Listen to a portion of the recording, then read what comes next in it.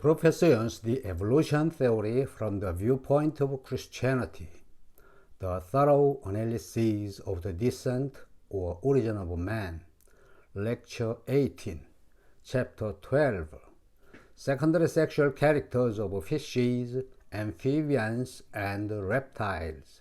With the tailed amphibians, Triton punctatus and cristatus, a deep, much indented crest is developed along the back and the tail of the male during the breeding season, which disappears during the winter.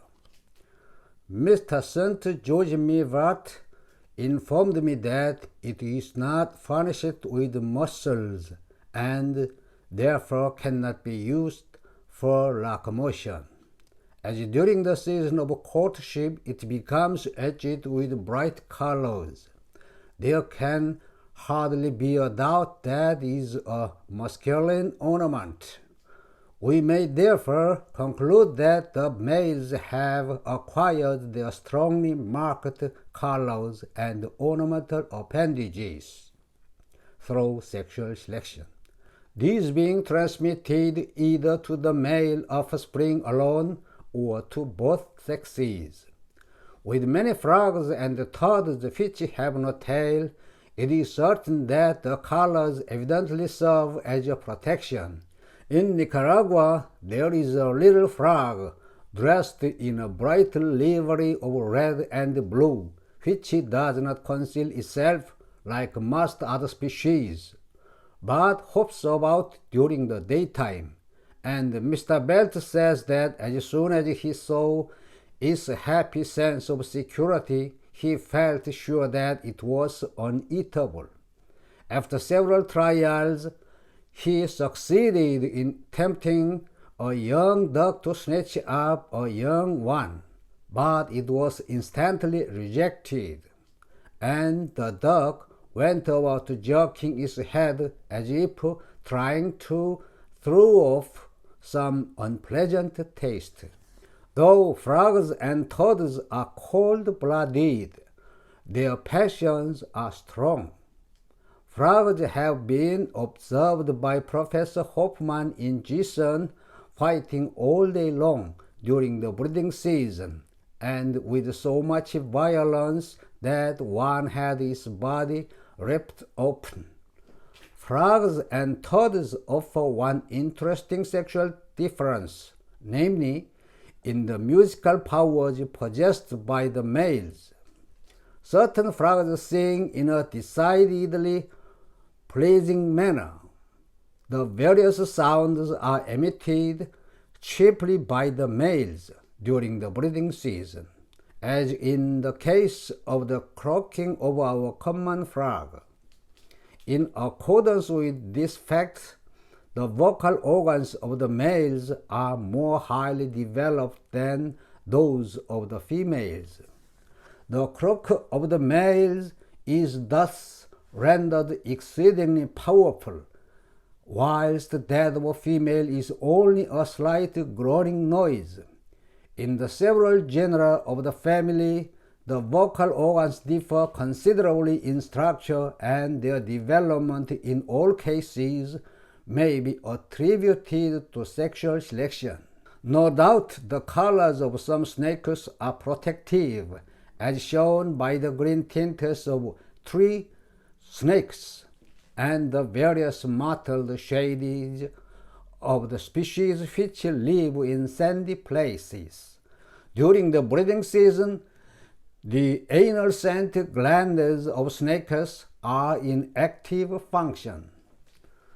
As the male of most animals search for the females, these odoriferous glands probably serve to excite or charm the female rather than to guide her to the spot where the male may be found. Male snakes, though appearing so sluggish, are amorous, for many have been observed crowding around the same female, and even round her dead body. The keeper in the zoological gardens is positive that certain snakes, for instance Crotalus and python distinguish him from all other persons. It does not, however, follow, because snakes have some reasoning power, strong passions, and mutual affections, that they should likewise be endowed with sufficient taste to admire brilliant colors in their partners, so as to lead to the adornment of the species through sexual selection. The innocuous kinds have probably acquired their colors as a protection on the principle of imitation, for they would naturally be thought dangerous by their enemies. The cause, however, of the bright colors of the venomous elapse remains to be explained, and this may be perhaps be sexual selection.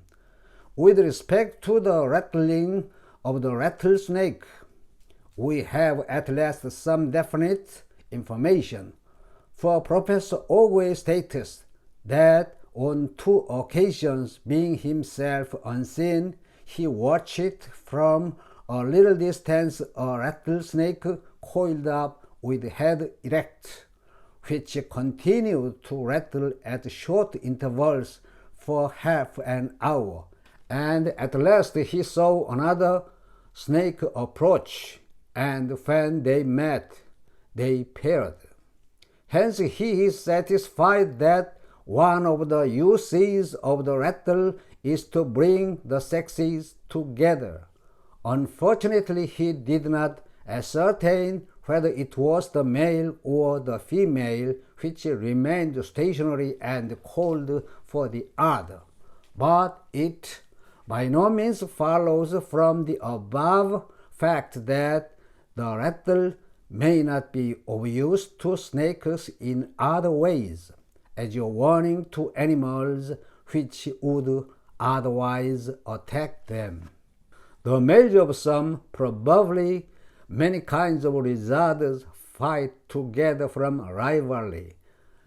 During the spring and early part of the summer, 2 adult males rarely meet with a contest. On first seeing one another, they nod their heads up and down 3 or 4 times, and at the same time expanding the frill or pouch beneath the throat. Their eyes glisten with rage, and after waving their tails from side to side for a few seconds, as if to gather energy, they dart at each other furiously, rolling over and over, and holding firmly with their teeth.